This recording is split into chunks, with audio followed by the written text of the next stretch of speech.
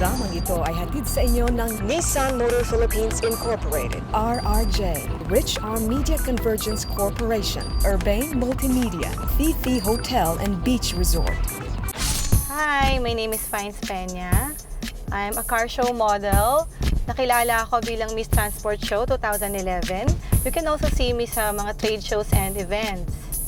Alam ko na pag nasiraan ako sa kalsada, maraming tutulong sa akin. Maybe because of my looks. And kaya lang, paano kung masiraan ako sa isang remote area? Paano kaya yon? Di ba scary? Kaya dapat tayo mga lady driver, marunong tayo magpalit ng spare tire. At eto ang mga tips. Importante dito na walang kapareho yung jeep para maging kakaiba sa mga pasahero, lalo na sa mga estudyante. Mas gusto nila kasi yung maganda yung image ng jeep. Maging uso yung mga gantong patok na jeep kasi yung sa estudyante, mahilig nila yung mga computer games. Natutuwa din sila na ganyan yung masasakyan nila, ganyan ang design. Minsan experiment actually yun eh. Mag-experiment ka kung ano yung magandang color and yung combination for that. Normally, yung mga clients ko for the airbrush is yung nagka-car show. Actually, sila lagi because they have the passion pagdating sa mga designs sa car. Because pagdating sa car, it's personalized. The Dodge Durango is actually a vehicle that's been inspired by the Dodge Viper. It has its roots from racing, and it has actually haloed by its other siblings like the Dodge Challenger and the Dodge Charger as well. This though hasn't stopped the Dodge family from creating a product that is also fit for other purposes, like for family use and other things.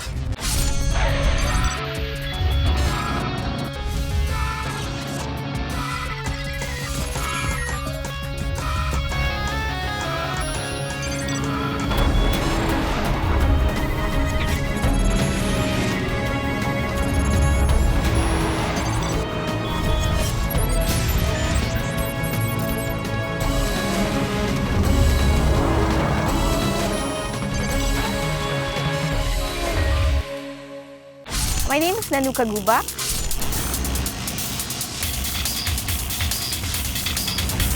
I'm the Chrysler Jeep and Dodge brand manager. Right here beside me is 3.6-liter Dodge Durango. This is one of our most powerful vehicles and a vehicle that we're really proud of. It's a third-generation Dodge Durango. It comes from the most recent partnership between Chrysler, Jeep, Dodge, and the Fiat company. This product has been given a lot of attention. The craftsmanship is really wonderful, and it just speaks of the Italian influences that come out from the partnership. The Durango heritage is actually about racing, and although this product is SUV, it still has its sporty heritage ingrained in it. The Dodge Durango is actually a vehicle that's been inspired by the Dodge Viper. It has its roots from racing, and it has actually haloed by its other siblings like the Dodge Challenger and the Dodge Charger as well. This though hasn't stopped the Dodge family from creating a product that is also fit for other purposes, like for family use and other things.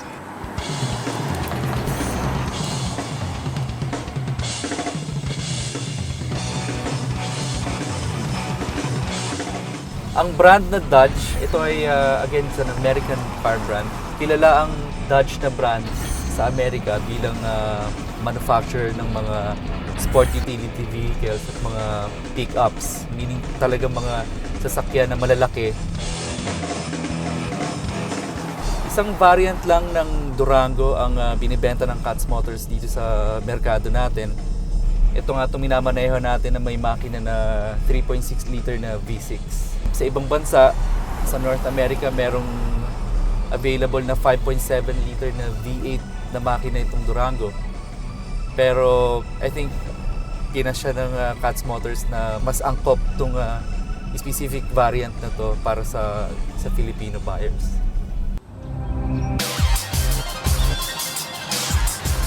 variant na to ay may 5-speed na automatic transmission.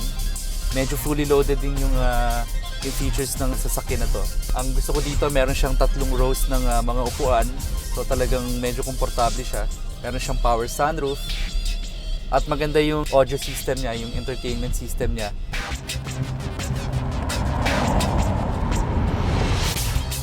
I can say that this car is positioned under the umbrella campaign that we call the Never Neutral campaign. It actually talks about the kind of person that purchases this car and the personality of this car that fits that person. It's a person who is not really a fence-sitter. It's about a person who is strong, has convictions about a lot of things, is an individual who is proud of being unique. The Dodge Durango has a 3.6-liter V6 engine. It's actually a more powerful engine. It has actually replaced the 4.8 of the Dodge Durangos in the past. But although the engine size has become smaller, the output is much stronger. You can actually see the sportiness of the car coming into play. It has a 209 horsepower. You can easily see this once you get behind the wheel. Your initial drive will really show you a surge of power coming from this car. It's very responsive.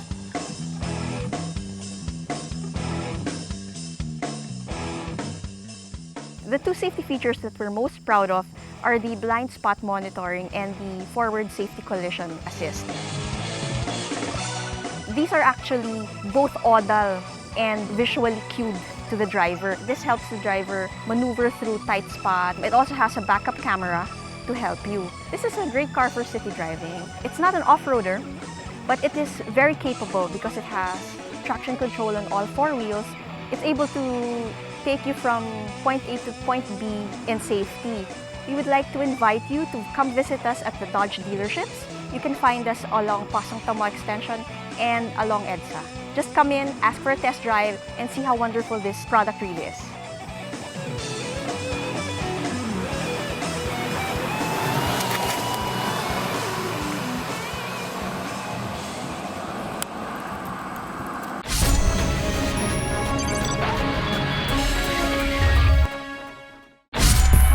My name is Fines Peña. I'm a car show model. Nakilala ako bilang Miss Transport Show 2011. You can also see me sa mga trade shows and events. Alam ko na pag nasiraan ako sa kalsada, maraming tutulong sa akin. Maybe because of my looks. And kaya lang, paano kung masiraan ako sa isang remote area?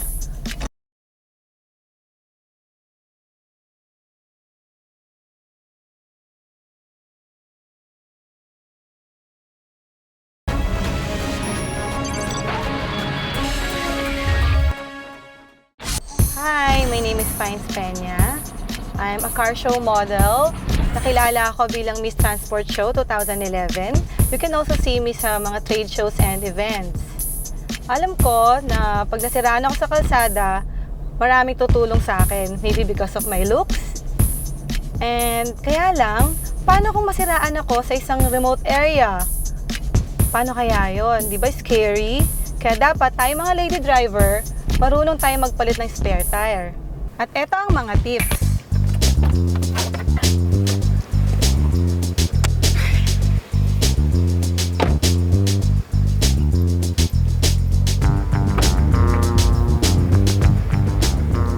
Siguraduhin may hangin ang inyong spare tire at kumpleto ang mga tools.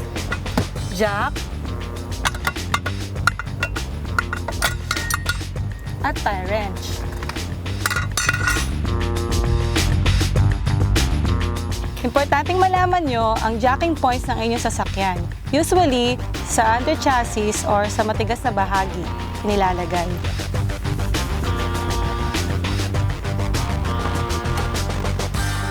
Kapag ready na kayo, siguraduhin naka-handbrake or may kalso ang inyong sasakyan.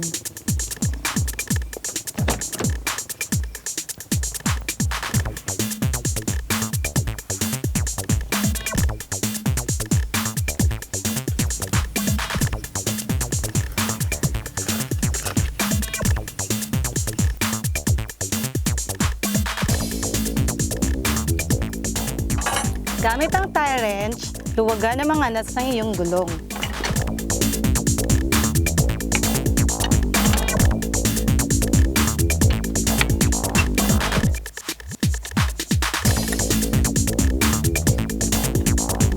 Kapag maluwag na ang nut, iangat ang inyong jack.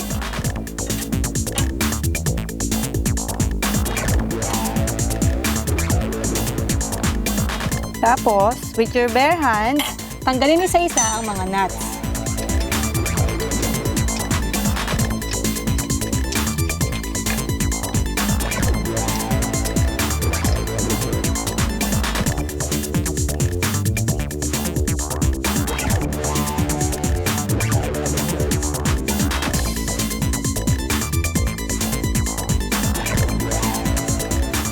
Ilagay ang spare tire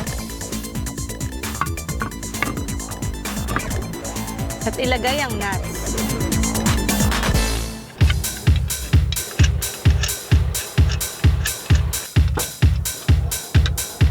Tighten ng konti.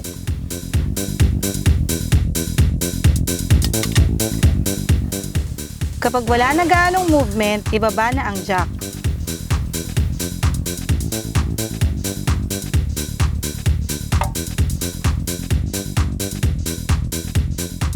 At ilak ng todo ang mga nuts.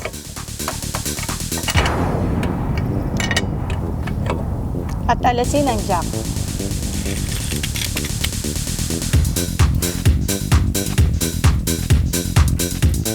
Simple lang po ito. Importanteng ready tayo palagi. This has been Fines Peña, your TurboZone babe.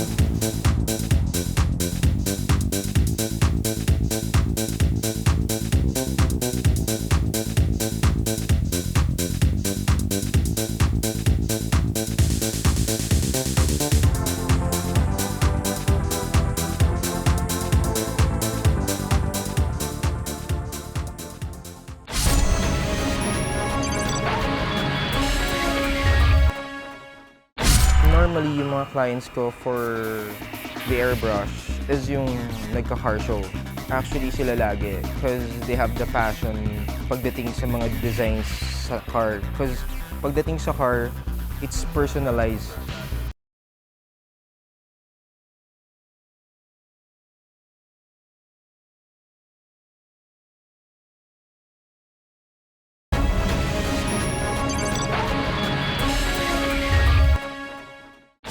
My name is Mike San Juan and I'm an airbrush artist.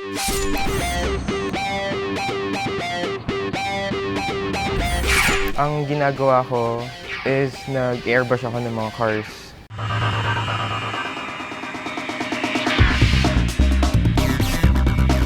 I do airbrush walls, sa hotels, ceilings, almost everything. I've been in the industry for 5 years and staying power dito is na passion lang.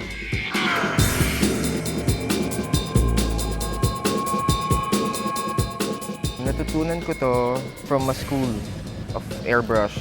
Yung instructor ko, he's already old and then he's doing airbrush paintings. Kaya lang that time, what I want is sa cars.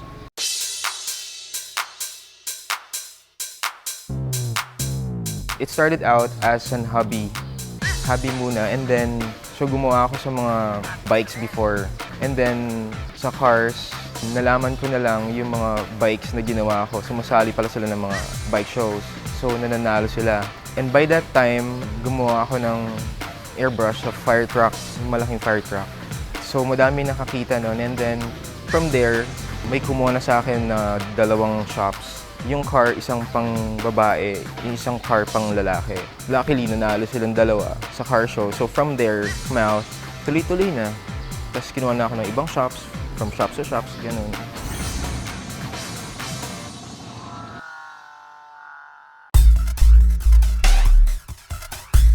The designs came from the internet. Because I do research first before doing a design, and then pinaghalo-halo ko silang lahat. Tapos pag may nakita ko around, may makukuha na akong designs from there. Sa design, pagdating sa customers, I ask them what they want and what they don't want.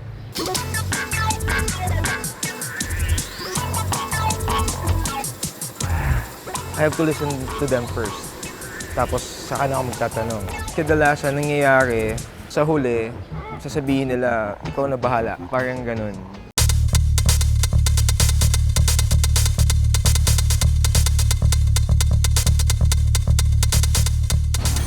Minsan experiment actually yun eh. Mag-experiment ako kung ano yung magandang color and yung combination for that.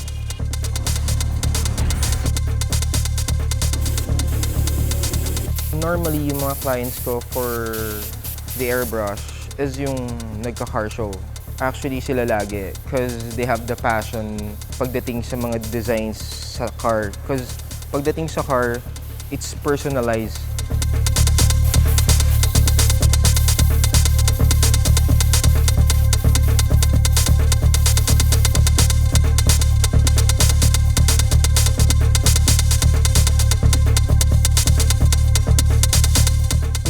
Price range ko, yung pinakamataas is 150. So, actually, depende talaga sa design eh. Yung pinaka-lowest ko, yung pangkain lang.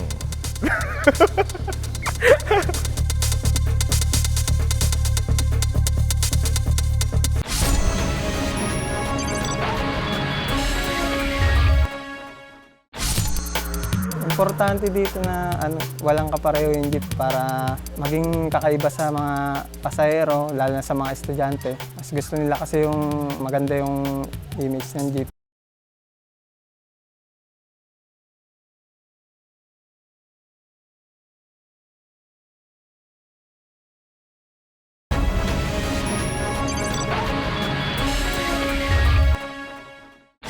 Ako po si Kenneth Salonga.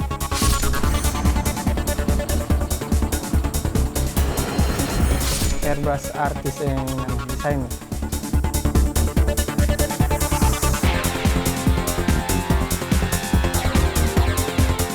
Matagal na rin akong nag-airbrush, halos 6 years na may nagpapagawa ganyan, mga jeep, yung iba, tricycle, mga ganyan, kotse. Bali, nagsimula akong mag-airbrush, kasama-sama ako sa tropa ko na artist, helper lang ako. Sumubok-subok akong magkulay, namesting mag-drawing, hanggang sa, yun na, unti-unti nang nahasa. Nakakuha kami ng design, kung minsan sa internet, magazines, depende sa gusto ng customer. Kung minsan naman, sila mismo may dala, minsan picture ng anak, ng may-ari mismo. Ang reaksyon ng mga customer namin, tapos namin gawin yung design, natutuwa sila.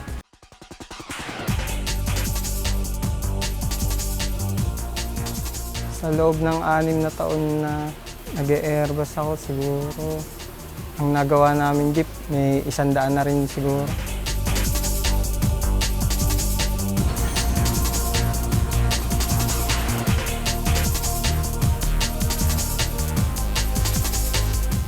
Proseso po ng paggagawa ng jeep bago namin designan. Magmula po sa yero, pa-primeran po yan ng pintor, tapos masilya, pagkaliha, pa-primer ulit nila, katapos primer, saka nila bubuga ng body color ng jeep. Saka pa lang kami mag-umpisa mag-design. Pagkatapos namin mag-design, saka pa lang nila itatop coat yan, finish. Ang ginagamit naming pintura, bali acrylic, kung minsan naman sa mudguard, enamel, bali dalawang klase yun.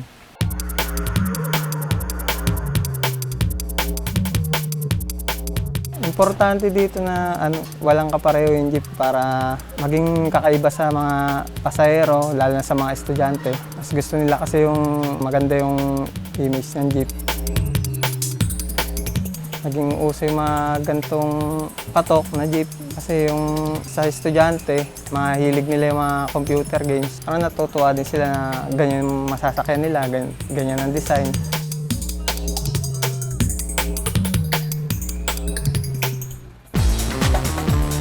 Napili ko si Kenneth dahil magaling siyang mag-design.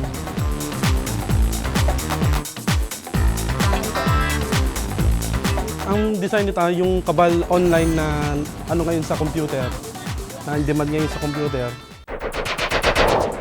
Kaya iba, dahil wala pa akong nakikitang design ng kabal. Yung tumatakbo rito sa Montalbang Cubao, kaya yun yung nagustuhan ko. Kasi sa Montalbang, pagandahan ng jeep, pakisigan. Pagka isang pasahero yung nagandahan sa isang jeep, kahit na matagal, inaabangan, iniintay.